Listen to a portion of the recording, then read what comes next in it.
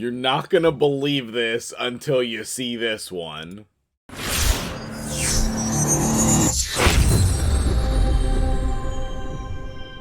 What's up, guys? MtgJedi here. How you doing? I just finished recording my shard pulls for this morning, but that is just really good entertainment. Make sure you catch that. That'll post later today on the channel. But for today, I wanted to start out with the most important video, which is breaking the dragon. And I literally cannot believe this discovery. Big shout out to my dude Matt, who's been a huge supporter of the YouTube and the Twitch for a long time. And he was sharing this with me yesterday on stream here on YouTube. I will also be streaming tonight on Twitch, and we will be pulling people's shards. I will also be streaming tomorrow. I have a subathon that is going to be going on tomorrow, and I would love for you guys to come over and hang out. Check it out. If you've never come over to Twitch to hang out, you should definitely try it. I'm giving away so many things tomorrow, so come on out. I'll be doing giveaways all day long. So, getting back to our topic here. We broke it. This discovery is insane. And unfortunately, I can't say that this is a super accessible champion, but for those of you who have her, it is going to be ridiculous, okay? Now, in addition to this, I would love for you to continue to watch the video after you see the Void Legendary that I'm about to show you, because it's insane. And you never know when you're going to be lucky enough to get her. Also, the information here is pertinent to other content as well. So let's take a look. This champion keeps getting better and better and better. She is barely covering herself here, and also barely, what am I trying to say? We barely know all of her capabilities. So she has a passive here. It's very good. But did you know she also has a secret second passive? Yes, she does. Built into her A2 passive effect, whenever an enemy tries to place debuffs on either this champion or an ally, has a % chance, depending on who it is, of transferring those debuffs to a random enemy under a hex debuff placed by this champion. This happens before any debuffs are placed on the initial target. Let me tell you, in the Dragon Hard Dungeon, this is so amazingly awesome. It's so ridiculous, okay? You do not need a damage dealer. You don't even need a damage dealer for your team. Now, I'm not claiming to say that my dragon time is the fastest time. It is not. But it is definitely the coolest. And then we can apply this in other areas of the game as well. So let's jump over and take a look at my team. Now, you are not going to say in the comments, this is a very accessible team. You're not going to say that. I know. And that's okay.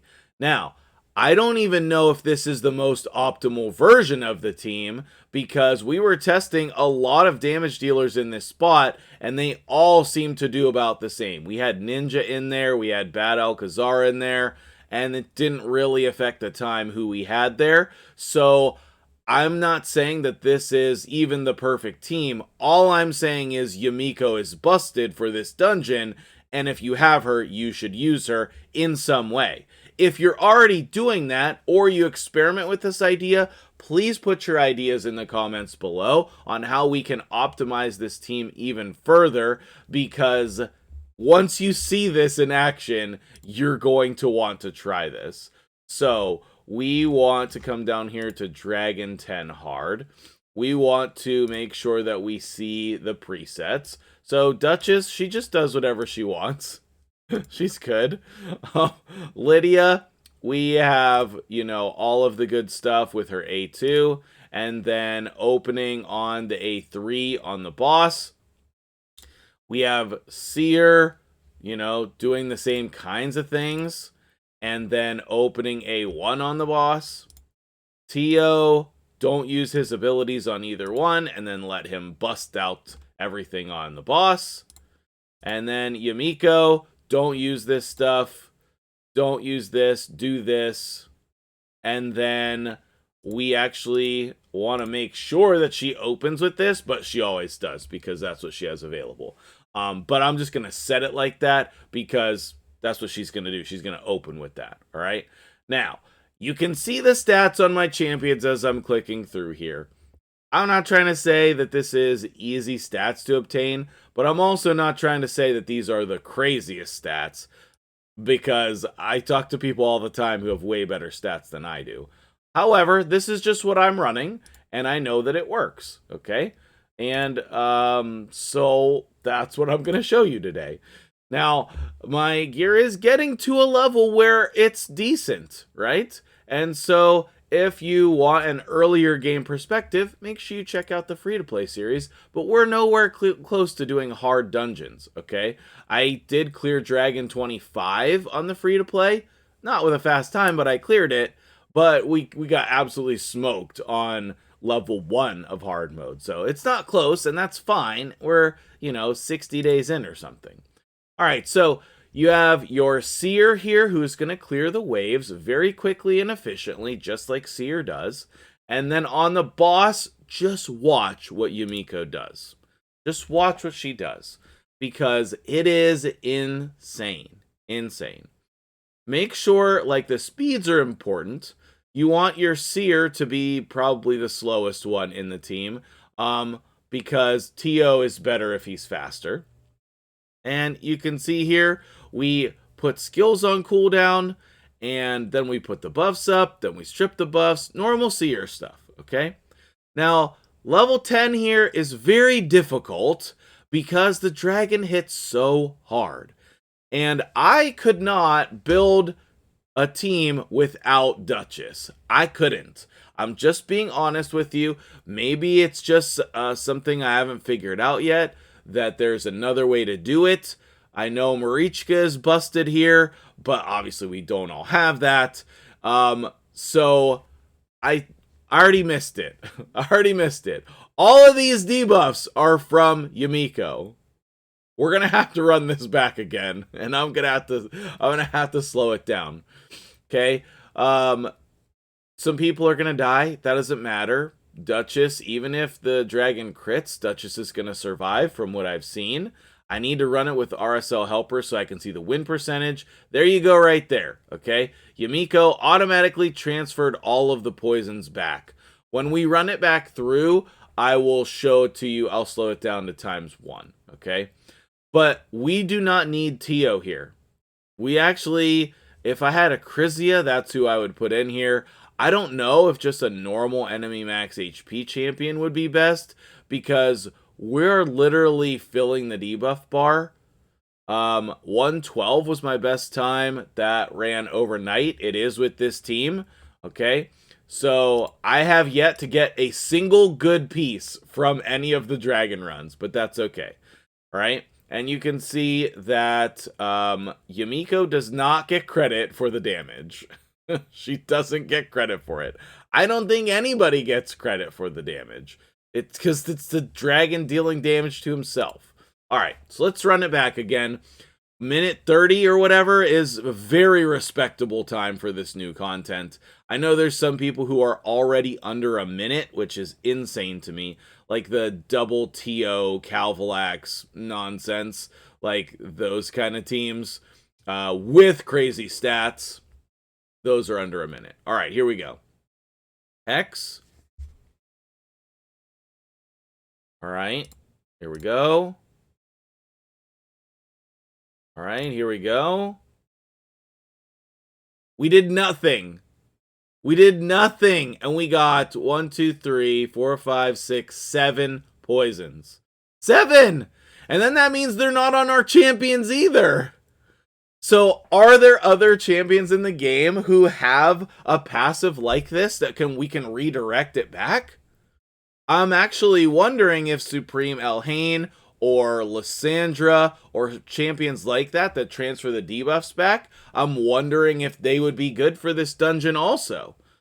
Because that's a crazy ability. Now, obviously, Yumiko has hers on her passive, which is what I'm talking about here. But that doesn't matter. What matters is this is busted. I would love to be able to improve this team even more, but honestly, I'm super happy with it. I'm super happy with it. And if we could, like, take Duchess out and put another damage dealer in, that would be insane. But I don't think we could survive. Again, we got a slower run here. Oh, that's because I slowed it down. Okay, well, that's why, but that's fine too.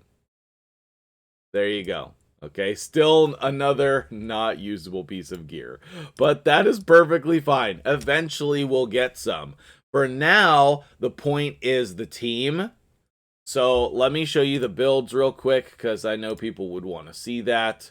To see what kind of stats that were necessary. I have my Lydia in Stone Skin for Arena, but I have her with stats that she can be used in pretty much any content.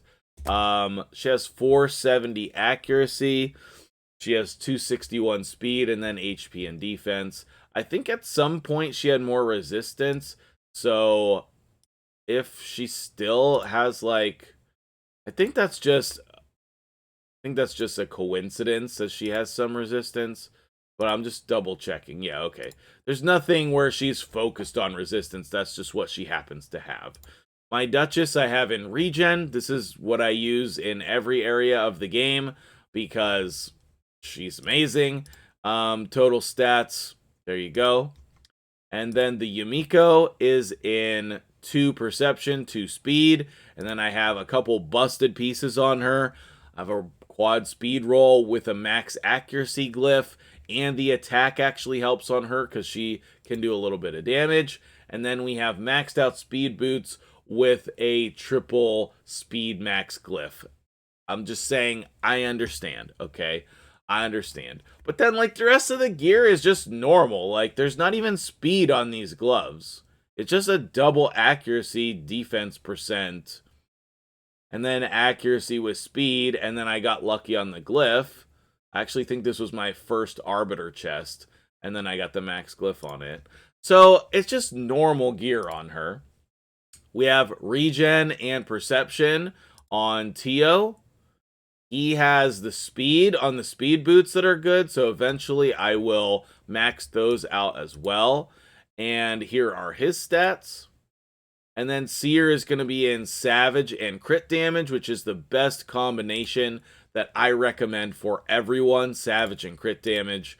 And she did get to 300 crit damage, which is an important threshold for a lot of content in the game. And then I like her around that 200 speed. She can be a little slower, but that's where I like her for everything. And her accuracy could be a little bit better as well. I'd like to see that up at 350.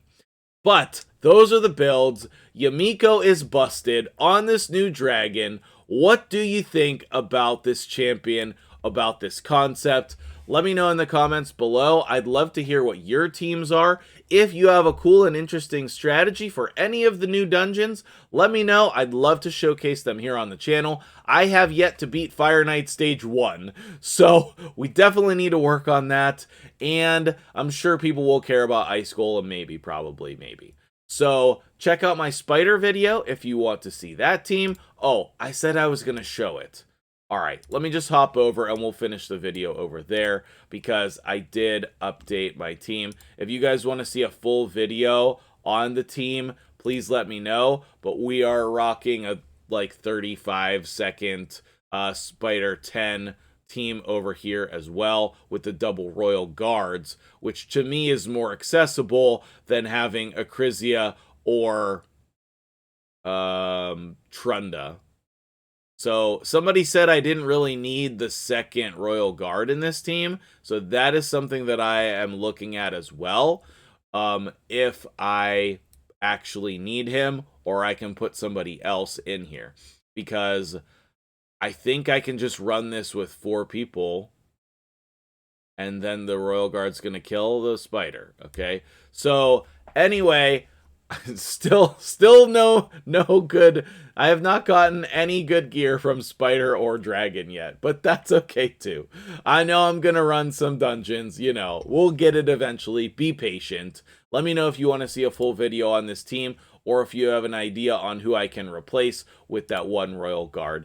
Thank you for making it all the way to the end of the video. You're a baller. Join the Jedi Academy today. Hit that join button, subscribe to the channel, and I'll see you guys in the next one.